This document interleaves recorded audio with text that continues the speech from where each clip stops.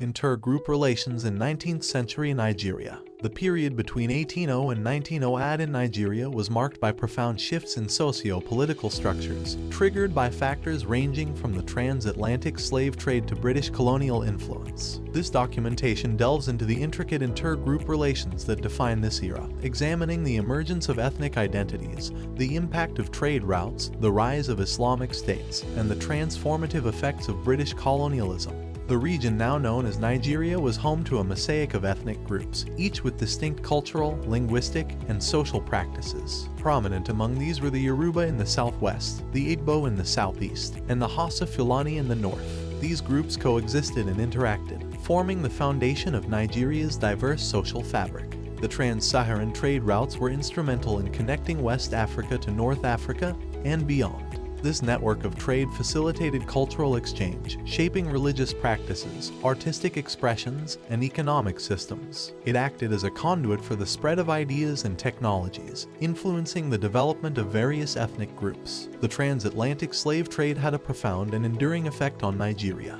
It disrupted traditional societies, leading to population displacements and demographic shifts. The consequences of this trade continue to reverberate through modern Nigeria. The early 19th century witnessed the consolidation of Islamic states in northern Nigeria under the leadership of Usman Dan Fodio, resulting in the establishment of the Sokoto Caliphate. This political and religious transformation had far-reaching benefits for inter-group relations, as Islam became a unifying force in the north. The latter half of the 19th century saw intensified British colonial interests in Nigeria. This period marked significant disruptions to existing power structures and inter-group dynamics. The imposition of colonial rule, exemplified by policies like indirect rule, laid the groundwork for future socio-political configurations. Inter-group relations were punctuated by conflicts over resources, territorial boundaries, and political dominance. Additionally, alliances were forged based on shared interests, mutual defense, or strategic advantage,